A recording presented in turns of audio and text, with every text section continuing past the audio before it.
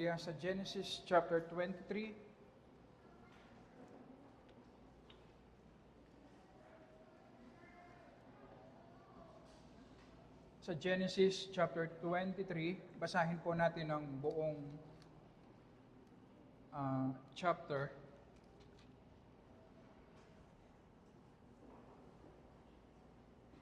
Sige po, basahin natin. Ang buhay ni Sarah ay tumagal ng 127 taon. Ito ang naging mga taon ng buhay ni Sarah. At namatay si Sarah sa Kiryat Arba na siyang Hebron sa lupain ng Kanaan. Take note po na ang binibigyan ng emphasis dito, namatay si Sarah sa Kanaan, sa land of promise. At pumaroon si Abraham upang ipagluksa si Sarah at umiyak para sa kanya. Tumindig si Abraham sa harap ng kanyang patay at nagsalita sa mga anak ni Het, mga Hittites. Ako'y taga-ibang bayan at dayuhan sa gitna ninyo. Bigyan ninyo ako ng pag-aaring libingan sa gitna ninyo upang mapaglilibingan ng aking patay at mawala ito sa aking paningin. Ang mga anak ni Het ay sumagot kay Abraham, "Pakinggan mo kami, Panginoon ko. Ikaw ay isang makapangyarihang prinsipe sa gitna namin. Ilibing mo ang iyong patay sa pinakamabuti sa aming mga libingan. Walang sino man sa amin ang magkakait sa iyo ng kanyang libingan upang paglibingan ng iyong patay." At tumindig si Abraham at yumuko sa mga mamamayan ng lupain, sa mga anak ni Het. At sinabi niya sa kanila, "Kung sang-ayon kayo na ilibing ko ang aking patay upang mawala ito sa aking paningin, ay pakinggan ninyo ako at mamagitan kayo para sa akin kay Ephron na anak ni Zohar, upang ibigay niya sa akin ang yungib ng Makpela na kanyang pag-aari na nasa hangganan ng kanyang parang. Sa kabuwang halaga ay ibibigay niya iyon sa akin sa harap ninyo bilang isang pag-aari na paglilibingan." Si Ephron nga ay nakaupo sa gitna ng mga anak ni Het, at sumagot si Ephron na Heteo kay Abraham sa harap ng mga anak ni Het na naririnig ng lahat ng pumapasok sa pintuan ng bayan. "Hindi, Panginoon ko, pakinggan mo ako. Ang parang ay ibinibigay ko sa iyo at ang yungib na naroroon ay ibinibigay ko sa iyo. Sa harapan ng mga anak ng aking bayan ay ibinibigay ko sa iyo, ilibing mo ang iyong patay." Kaya't si Abraham ay yumukod sa harapan ng mga mamamayan ng lupain. At sinabi niya kay Ephron sa pandinig ng mga mamamayan ng lupain, "Kung nais mo ay pakinggan mo ko. Ibibigay ko sa iyo ang halaga ng parang. Tanggapin mo iyon sa akin at ililibing ko roon ang aking patay." Ayaw ni Abraham ng libre. Gusto niyang bayaran yung lupa. Verse 14, sumagot si Ephron kay Abraham, "Panginoon ko, pakinggan mo ako. Ang halaga ng isang pirasong lupa ay 400 siklong pilak. Gaano na lamang yun sa iyo at sa akin? Ilibing mo na nga ang iyong patay." At narinig naman ni Abraham kay Ephron, at tinimbang ni Abraham para kay Ephron ang salaping kanyang sinabi sa harapan ng mga anak ni Het. 400 siklong pilak, sang-ayon sa timbang na karaniwan sa mga mangangalakal. Kaya't ang parang ni Ephron na nasa Makpela, na nasa tapat ng Mamre, ang parang at ang yungib na nandoon, at ang lahat ng mga punong kahoy na nasa parang, at ang lahat ng hangganan sa palibot nito, ay naging pag-aari ni Abraham sa harapan ng mga anak ni Het, sa harapan ng lahat ng pumasok sa pintuang daan ng kanyang bayan. Pagkatapos nito ay inilibing ni Abraham si Sarah na kanyang asawa sa yungib ng parang sa Makpela sa tapat ng Mamre na siyang Hebron sa lupain ng Canaan. Inulit na naman ng Kanaan.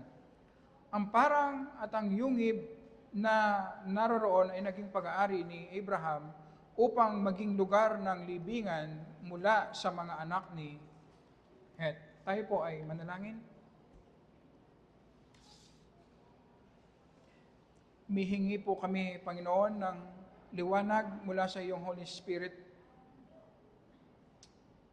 Makita nawa namin, Panginoon, ang iyong mga katotohanan sa mga salitang binasa namin, Panginoon. At ikaw ang kumilos sa puso ng bawat isa sa amin. I-overcome mo, Panginoon, ang katigasan ng aming mga puso, ang kadiliman sa aming mga puso. At ikaw ang mag-apply ng iyong mga salita, Panginoon, sa amin upang maging kamukha kami ng aming Panginoong Jesus at maluwalhati ang iyong pangalan. Sa pangalan po ng aming Panginoong Jesus. Amen.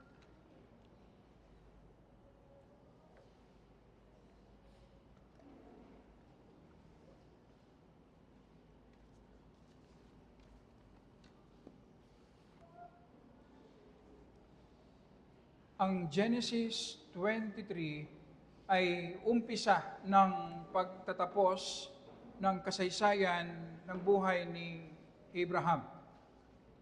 Sa Genesis chapters 23 hanggang 25, sunod-sunod nating pag-aaralan, una, ang pagkamatay ni Sarah. Pangalawa, ang pag-aasawa ni Isaac kay Rebekah. At ang panghuli ay ang kamatayan naman ni Abraham.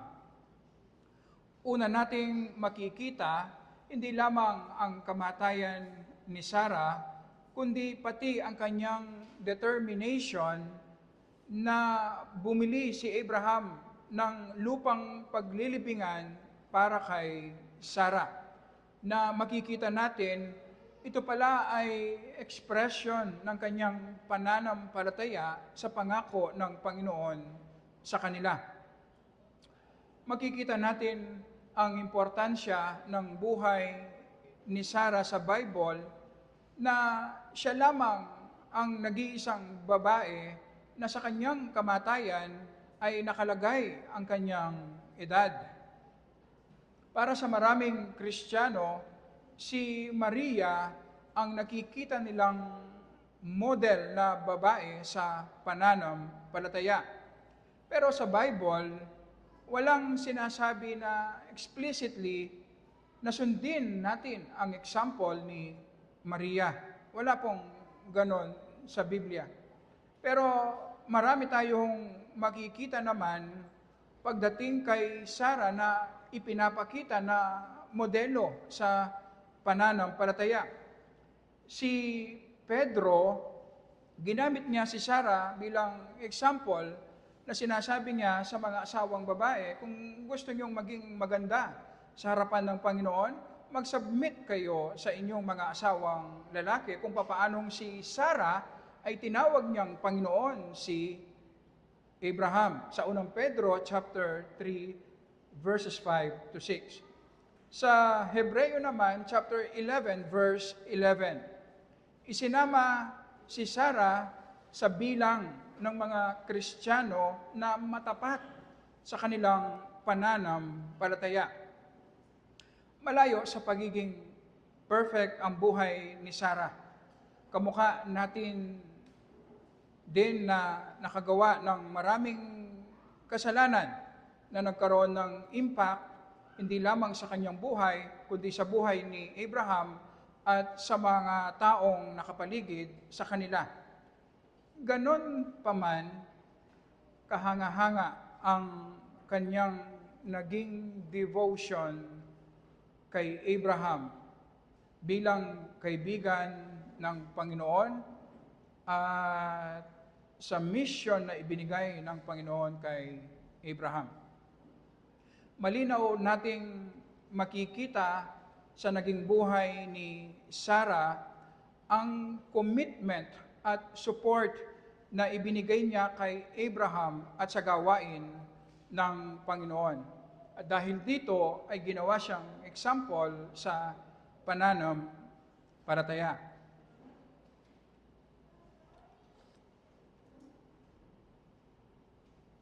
Sa tagpong ito, namatayan si Abraham. Inilarawan niya ang kanyang sarili sa harap ng mga paganong Hittites na isang taga-ibang bayan at dayuhan sa gitna ninyo. Nakikita ni Abraham ang kanyang sarili na isang alien, foreigner, pilgrim, manlalakbay sa mundong ito. Sa kung papaano nagluksa at inilibing ni Abraham si Sarah, makikita natin kung ano ang ibig sabihin ng pagiging manlalakbay ni Abraham, kung ano ang ibig sabihin ng pagiging manlalakbay natin sa mundong ito, tayong mga mananampalataya. Papaano ba mamuhay ang isang manlalakbay sa mundong ito na ang citizenship natin ay nasa langit? Ito po ang makikita natin kay Abraham. Una, makikita natin na sa harap ng kamatayan, makikita po natin si Abraham sa kung papaano siya tumugon. Ang pagiging alien niya, manlalakbay, foreigner niya sa mundong ito. Verses 1 and 2. Ang buhay ni Sarah ay tumagal sa 127 taon. Ito ang naging mga taon sa buhay ni Sarah. Verse 2, at namatay si Sarah sa Kiryat Arba na siyang Hebron, sa lupain ng Kanaan, at pumaroon si Abraham upang ipagluksa si Sarah at umiyak para sa kanya. Kung napangasawa ni Sarah si Abraham sa edad na ayon sa kanilang kostumbre noon, posible nagsama sila ni Abraham more or less 100 years. At 62 years na ang nakalipas nung naglakbay sila mula sa Haran papunta sa Kanaan. Ang ibig sabihin, 62 years na silang magkasama bilang mananampalataya. Maraming pagpapala ang naranasan ni Sarah mula sa Panginoon. Kasama niya si Abraham na narinig nila ng paulit-ulit ang mga pangako ng Panginoon na bibigyan sila ng maraming binhi, bibigyan sila ng lupa.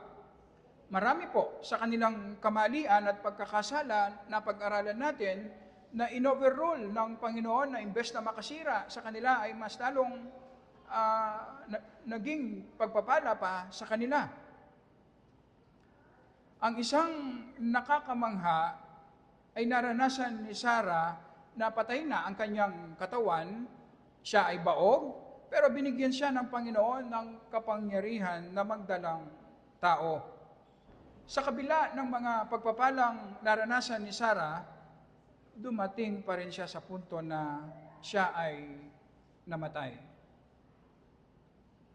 At ang kamatayan na ito ni Sarah ay pagpapaalala sa atin na sa kabila ng maraming spiritual blessings na nararanasan natin, tayong mga mananampalataya, haharap pa rin tayo sa kamatayan. Sa kabila ng katapatan ni Abraham sa Panginoon, ay naranasan pa rin niya ang pagluluksa at kalungkutan na common na nararanasan ng mga tao sa mundong ito. Hindi natin maiiwasan ang sinasabi ng ating text patungkol kay Sarah. Sa verse 2, sinabi na siya ay namatay. Sa verse 19, sinabi na inilibing siya ni Abraham. Ang mamatay at mamatayan ang siguradong mararanasan natin sa mundong ito. Importanteng reminder sa atin. Kapag pinag-uusapan ang kamatayan, may tendency tayo na isipin na yung iba lang ang mamamatay. Yung iba lang ang mamamatayan. Pero ako, hindi mangyayari sa akin yan. Kaya madalas hindi tayo nakakapaghanda. Tama ang sinasabi ng Ecclesiastes chapter 7 verse 2. Mas mabuti pang magtungo sa bahay ng pagluluksa kaysa bahay ng pagdiriwang, sapagkat ito ang katapusan ng lahat ng mga tao at ilalagak ito ng may buhay sa kanyang puso. Si Richard Phillips sa kanyang commentary sa Genesis, ang sabi niya, sa buong Biblia, honorable burial ang uniform na practice pagdating sa mga labi ng mga mananampalataya. Dahil sa influence ng paganong kultura at pag-iwas sa mataas na halaga ng paglilibing, marami sa mga Kristiyano ay ina-adapt ang worldly method na cremation, na susunugin ang mga labi upang gawin itong abo. Ang kamatayan ay opportunity para sa ating mga Kristiyano na ihayag natin ang ating paniniwala patungkol sa ating physical na katawan, patungkol sa buhay pagkatapos ng kamatayan. Kung papaanong makikita po natin si Abraham na maingat niyang inilibing ang mga labi ni Sarah, pinapakita sa atin ng Panginoon ang great respect ni Abraham patungkol sa buhay, patungkol sa physical na katawan at kamatayan. Hindi po natin sinasabi na ang cremation ay hadlang sa Panginoon upang bigyan niya tayo ng glorified body. Tayong mga nakipag-isa sa ating Panginoong Yesus sa muling pagbalik niya dito sa mundong ito. Hindi rin po natin sinasabi na mayroong strict na katuruan ng Bible na bawal ang cremation. Ang sinasabi lang natin, magmula kay Abraham hanggang sa matapos ang New Testament, ang mga Kristiyano ay hindi nila tinatrato na disposable ang katawan. Inililibing nila sa hukay ng merong paggalang, binibigyan ng dissenting libing at burol na pagsasabi nila na merong resurrection na paparating sa muling pagbalik ng ating Panginoong Yesus, kung saan bubuhayin muli ng Panginoon ang ating physical na katawan, gagawing glorified body na akma na mabuhay sa eternity kasama ang Panginoon.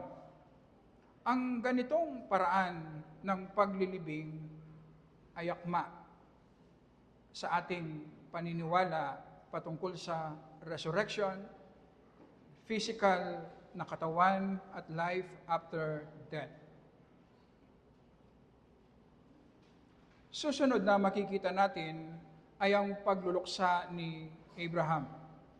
Umiyak at tumangis ng matindi si Abraham dahil sa pagkamatay ni Sarah na kanyang asawa.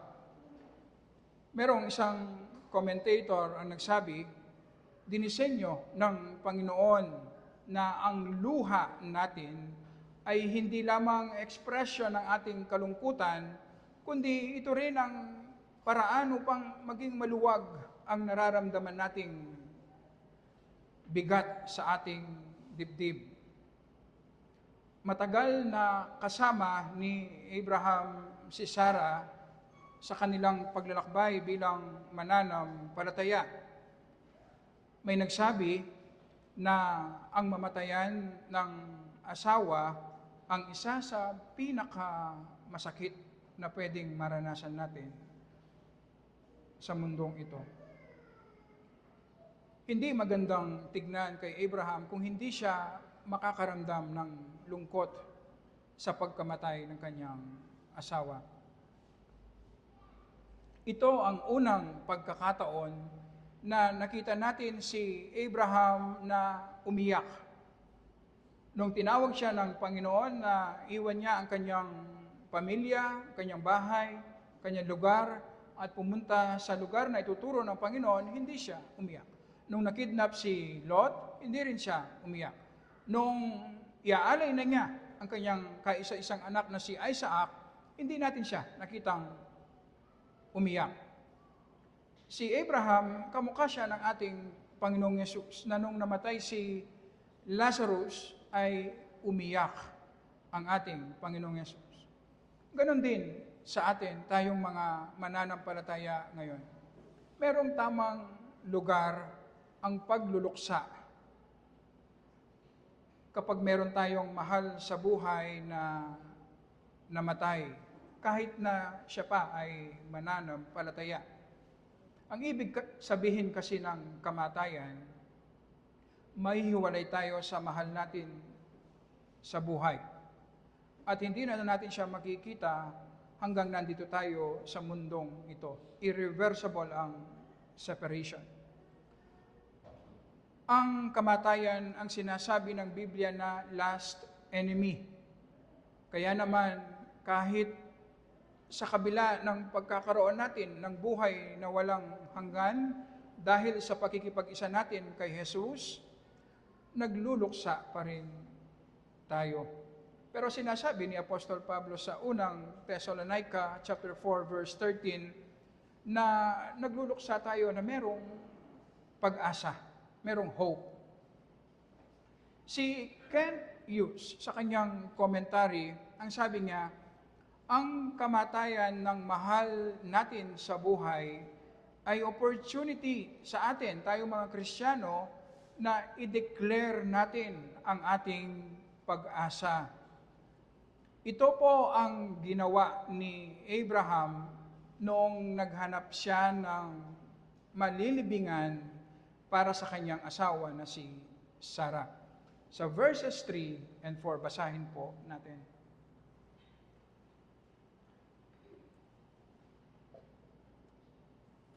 Verse 3, tumindig si Abraham sa harap ng kanyang patay at nagsalita sa mga anak ni Het.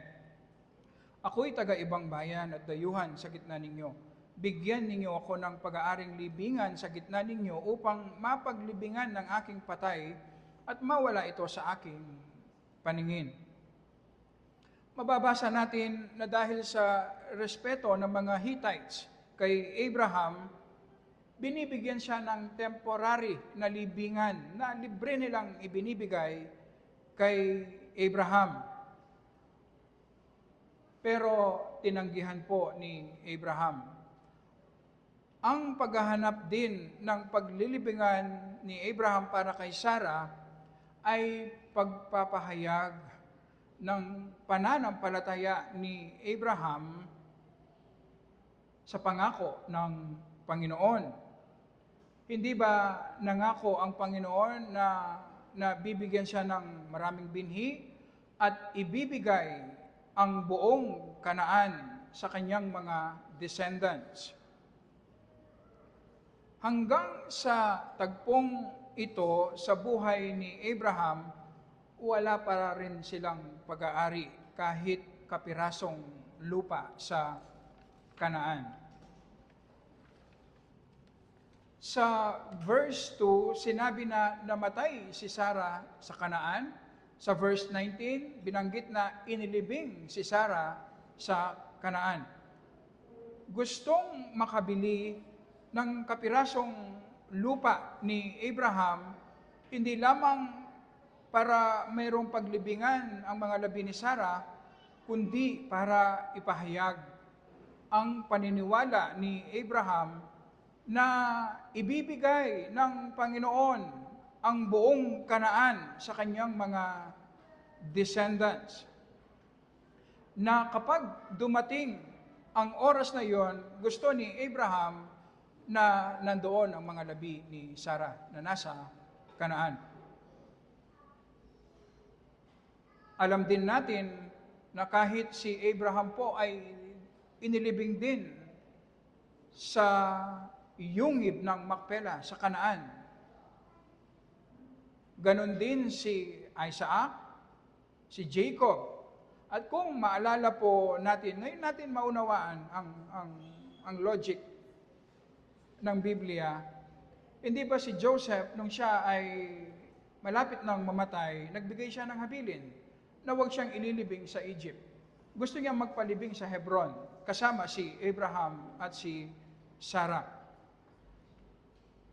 Ang lupang binili ni Abraham ay nakikita nila na down payment, installment ng Panginoon sa kanyang pangako.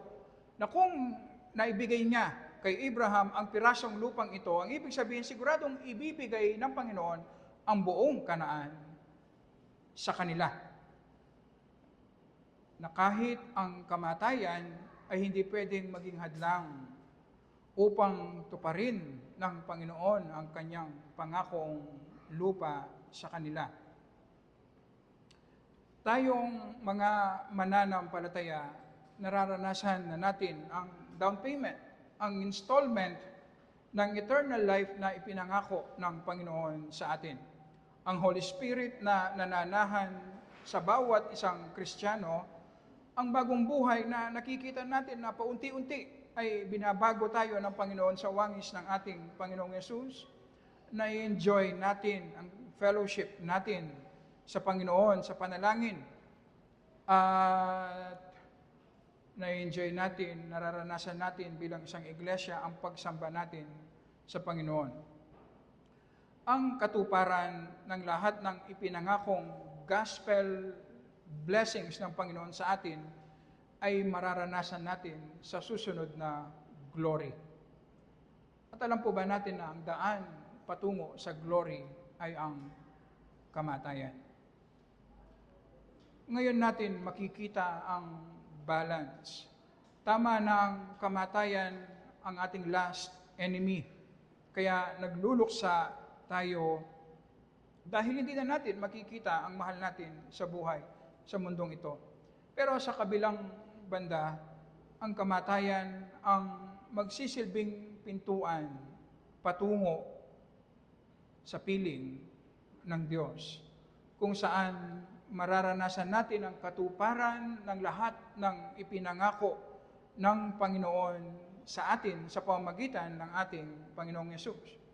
Kaya meron tayong power na tanggapin at i-glorify ang Panginoon kahit sa harap ng kamatayan.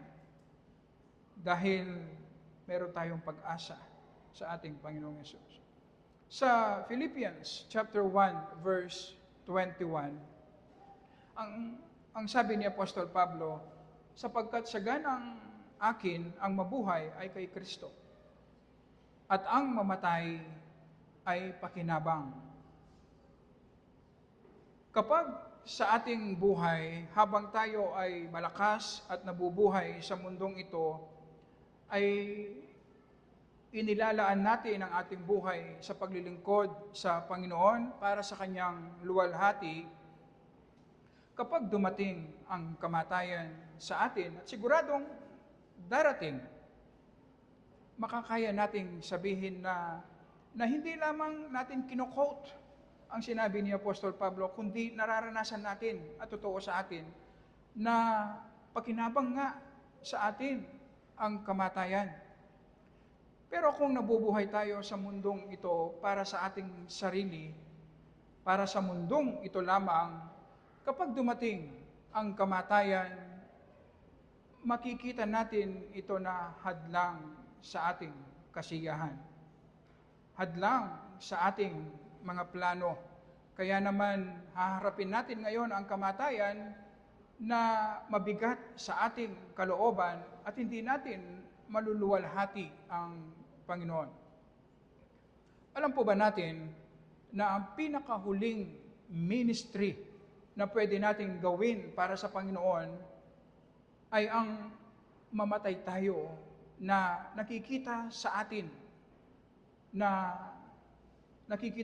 ang ating pag-asa. Nakikita sa atin na pakinabang nga ang kamatayan dahil sa pag-asa na meron tayo sa ating Panginoong Yesus.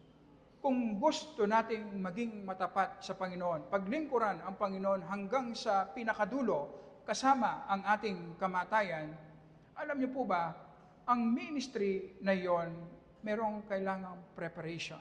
Dapat ngayon pa lamang na malakas at nabubuhay tayo, gamitin natin ang ating buhay para sa Panginoon. Upang kapag dumating ang araw ng kamatayan, kamukha ni Apostol Pablo, na totoo sa ating mga puso. Dahil nakatingin tayo sa ating Panginoong Yesus, sa kanyang resurrection, sasabihin natin na ang kamatayan ay pakinabang sa atin.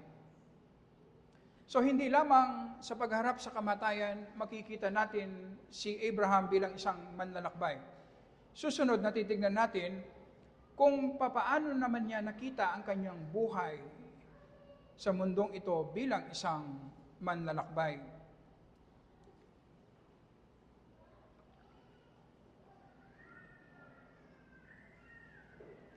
Pagkatapos tanggihan ni Abraham ang offer ng mga Hittites na bigyan siya ng temporaryong libingan para kay Sarah, merong specific na lugar na gustong bilhin si Abraham.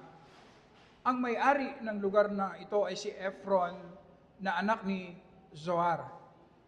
Ang gusto niyang bilhin ay ang Yungib, ang kuweba ng Macpela, na pag-aari po yun ni Ephron na nakalugar sa hangganan ng kanyang parang, na kanyang lupa. Nagkataon, habang kausap ni Abraham ang mga Hittites sa pintuan ng bayan, ay nandun din si Ephron na may-ari ng lupa. At inoffer ni Ephron, hindi lamang yung yungib. Ang gusto lang kasi ni Abraham yung yungib ng Macpela. Pero inoffer ni Ephron, pati yung buong lupa na nandoon ang yungib na gusto ni Abraham. Simple lang ang dahilan. Gusto niyang kumita ng malaki at nakikita niya si Abraham na desperado, kailangan niya ng lupa na mapaglilibingan kay Sarah.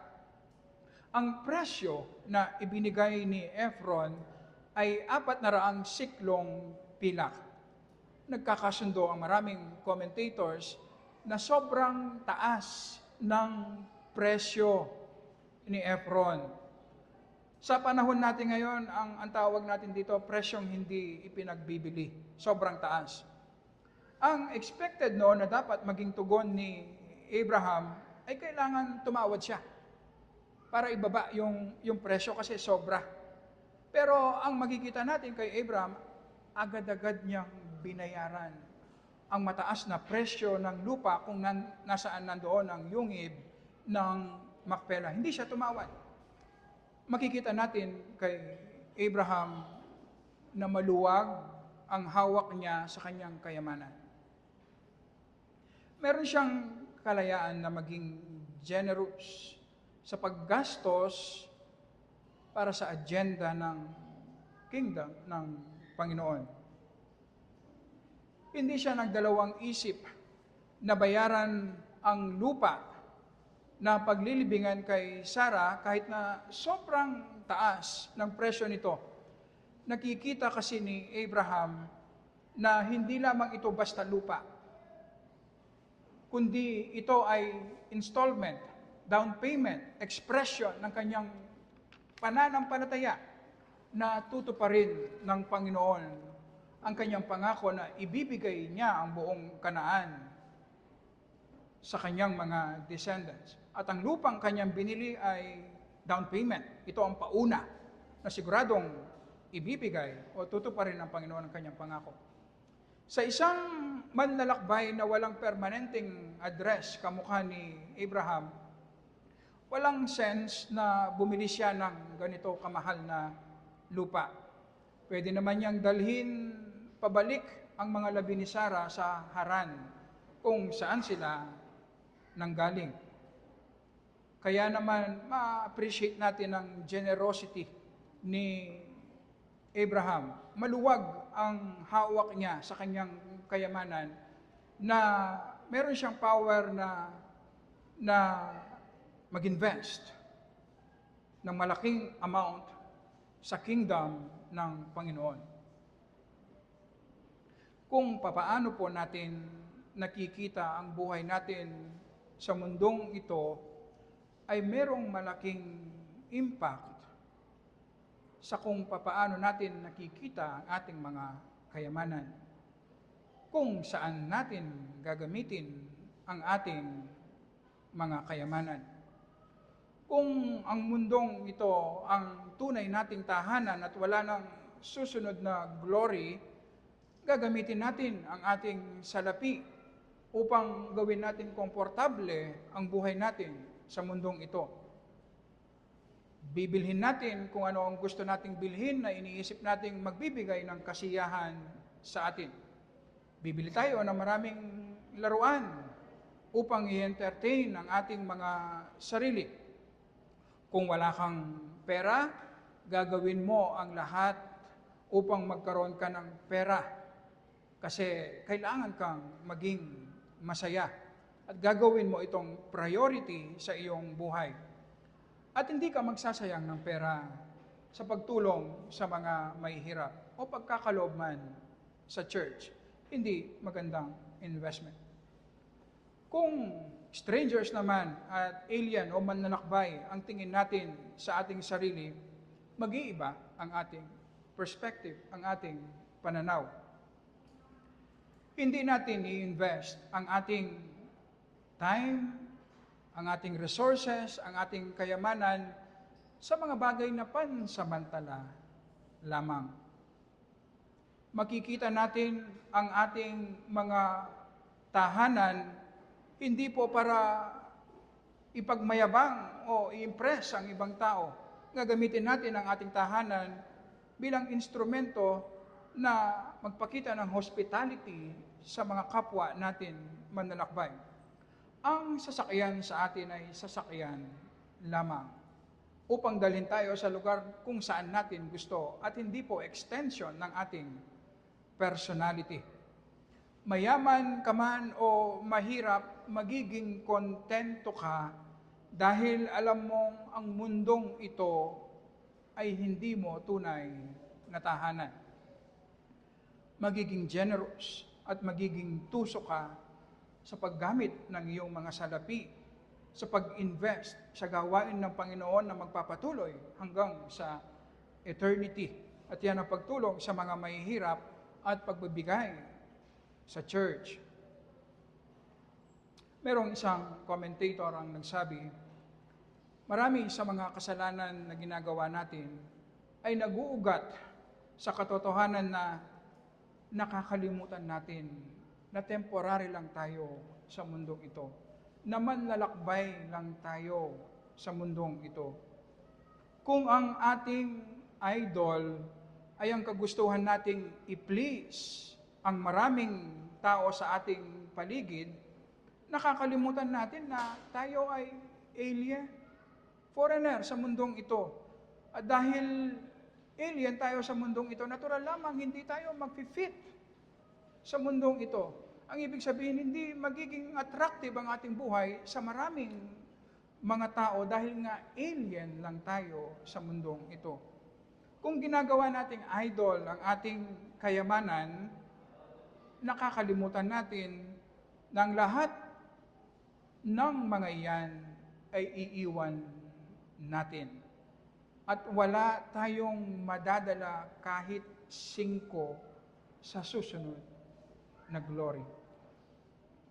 Kapag naman ginagamit natin ang makasalanang paraan upang maiwasan natin ang pain, ang discomfort ng mundong ito, nakakalimutan natin na tayo ay manlalakbay lamang sa mundong ito. Nag-i-imagine tayo na merong ibang mundo na walang paghihirap, walang problema, lahat ng gusto natin, nakukuha natin, at ang lahat ng mga tao ay ginagawa kung ano ang gusto natin. Iniisip natin sa ating imagination na merong ganitong klaseng mundo sa mundong ito na nahulog sa kasalanan. Meron tayong ilusyon na merong perpektong mundo sa mundong ito. Kaya naman, hindi ba madalas ang ginagawa natin kahit sa makasalanang paraan, iniiwasan, tinatalikuran natin ang maraming problema natin. Kasi meron tayong ilusyon na merong perpektong mundo sa mundong ito. Ganyan ang ginawa ng mga Israelites noon.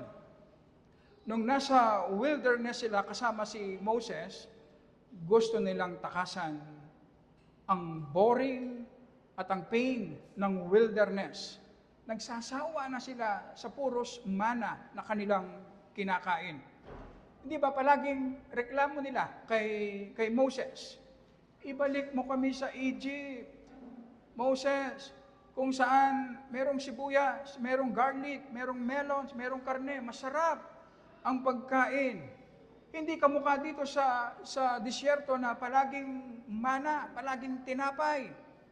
Pansinin po ninyo, meron silang illusion na merong Egypt kung saan masarap ang pagkain, walang problema, walang pagkaalipin, walang paghihirap. Hindi ba dahil, kaya nga inalis sila ng Panginoon sa Egypt, dahil nga pinahirapan sila. Nasa ilalim sila ng pagkaalipin, kaya sila kinuha ng Panginoon. Pero bakit ngayon gusto nilang bumalik sa Egypt? Kasi meron silang ilusyon na merong Egypt na walang pagkaalipin at walang paghihirap. Hindi ba ganyan ang ginagawa natin madalas? Meron tayong ilusyon na merong lugar, merong church, merong pamilya na perpekto, merong organisasyon na perpekto. Kaya naman, ano ang ginagawa natin madalas? Palagi tayong tumatalikod kahit sa makasalanang paraan. Hindi natin maharap ang reality na walang perpektong lugar, walang perpektong tao, walang perpektong church. Kaya naman, dahil sa illusion natin, palagi tayong tumatalikod, palagi tayong tumatakbo. Mag-iiba ang ating perspective. Kapag alam nating temporary lang tayo sa mundong ito, manlalakbay lang tayo sa mundong ito, makakaya nating harapin ang realidad. Ang reality ng buhay natin sa mundong ito na nahulog sa kasalanan. Sa maraming difficulties, discomfort, ang problema sa relationships, ang broken relationships, ang disorder, maraming pagsubok, magkakaroon tayo ng kapangyarihan na harapin ang lahat ng mga ito. Dahil nga hindi natin pwedeng iwasan. Kasi walang perpektong lugar, walang perpektong relationship, walang perpektong church, walang perpektong pamilya. Kahit nasaan pa tayo, meron at merong problema, paghihirap. Pero kung alam natin, merong tunay na tahanan na naghihintay sa atin sa glory at temporary lamang tayo dito, tayo, ang mga Kristiyanong palaging hinaharap anumang problema ang ibigay sa atin ng Panginoon dahil alam natin, temporary lamang tayo dito.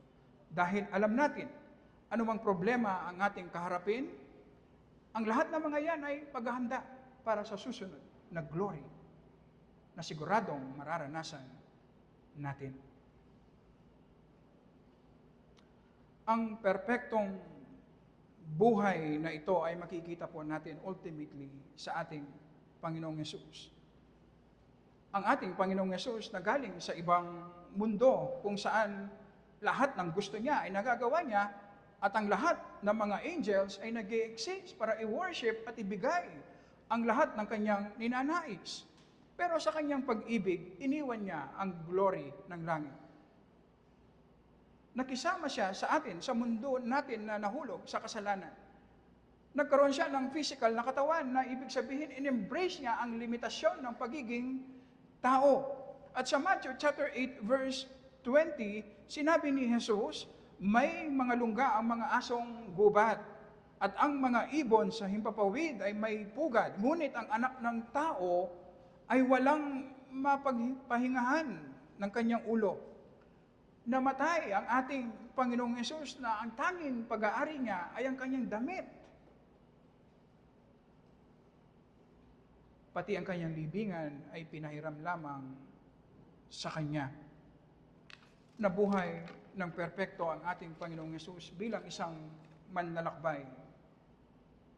Dahil ang kanyang focus, ang kanyang goal ay ang susunod na buhay, ang sundin, ang kalooban ng kanyang Ama.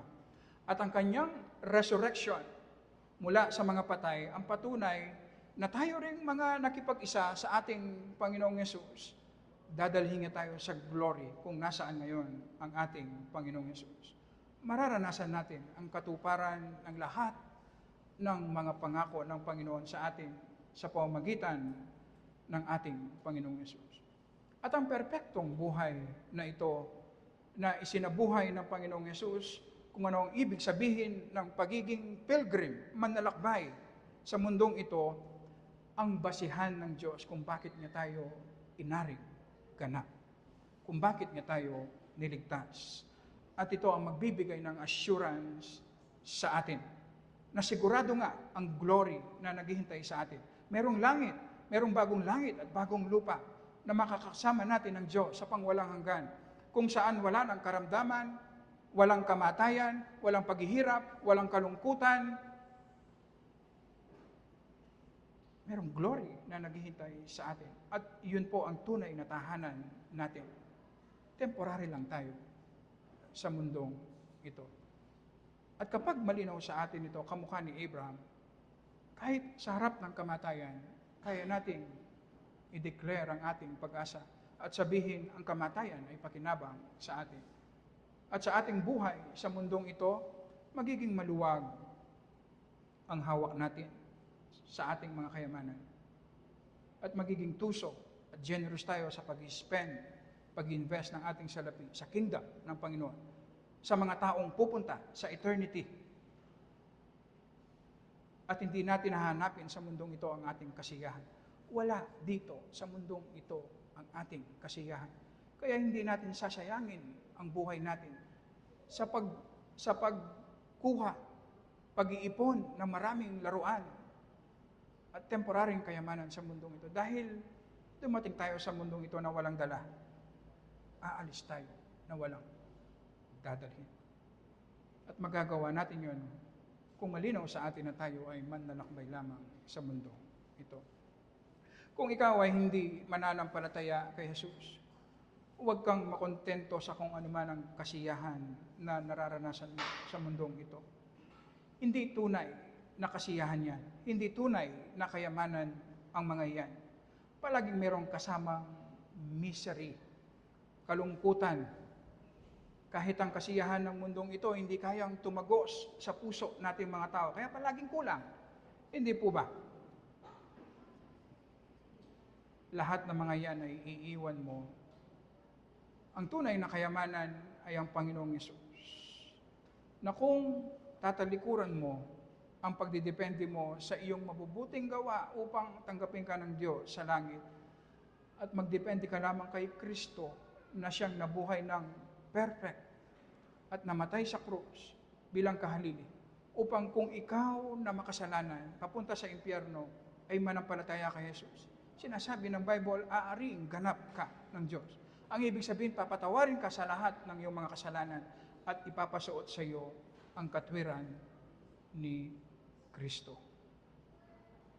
At mag-uumpisa kang mamuhay bilang isang manlalakbay sa mundong ito na merong hope, siguradong pag-asa na mararating mo ang glory. Tayo po ay manalangin.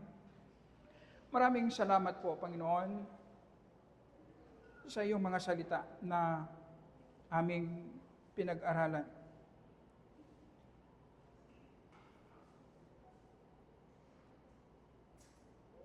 Palagi mong sinasagot, Panginoon, ang maraming katanungan sa aming mga puso. Palagi mong pinoprovide ang kailangan namin upang mabuhay kami, Panginoon, para sa iyong luwalhati. Mabuhay kami na nai-enjoy ka namin bilang aming Panginoon at tagapagligtas.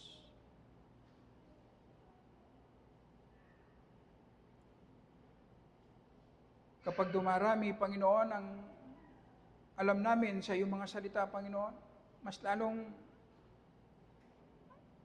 lalong dumarami, Panginoon, ang nakikita naming kasalanan at ignorance, kadiliman sa aming mga puso. Sa kung papaano po kami nabubuhay, Panginoon, napakalayo sa kung ano ang gusto mo. Pero salamat na ang pagtanggap mo sa amin ay hindi nakadepende sa aming performance, kundi nakadepende sa performance ng aming Panginoong Hesus. Kaya hindi ka nadidisappoint sa aming mga kasalanan, sa aming mga weaknesses. Kaya naman, patient ka, Panginoon, na paunti-unti, kinikilos mo ang buhay ng iglesyang ito, ang buhay ng bawat isa sa amin, upang ma-accomplish mo ang iyong layunin, ang maging kamukha kami ng aming Panginoong Hesus. At tulungan mo po kami na magtiwala, Panginoon, na ang lahat ay nasa ilalim ng iyong absolute control. Sa maraming pagkakataon, out of control po ang aming mga buhay, ang aming mga puso. Pero hindi po ikaw, Panginoon. Kontrolado mo ang lahat. At ang lahat ay ginagawa mo para sa aming ikabubuti at para sa ikaluwalhati ng iyong pangalan. Kaya naman, kami po ay nasa lakbayin na sigurado ang panalo, ang victory. At ito magbibigay ng confidence sa amin, Panginoon. Sa kabila ng maraming weaknesses, kasalanan namin, Panginoon, magpapatuloy kami, Panginoon, sa aming paglilingkod sa iyo. Magpapatuloy kami, Panginoon, na mamuhay bilang mga manlalakbay dahil nakatingin kami sa glory na naghihintay sa aming tunay na tahanan, Panginoon. At alam namin, darating ang araw kung saan bibigyan mo kami ng glorified, perfect body. At may enjoy ka namin sa pangwalang hanggan dahil wala nang kasalanan, wala nang weaknesses sa amin. At magpapatuloy kami sa eternity, Panginoon, na sinasamba ang iyong pangalan. At na-enjoy ka namin bilang aming Panginoon at tagapagligtas. Sa pangalan po ng aming Panginoong Hesus. Amen. Bago po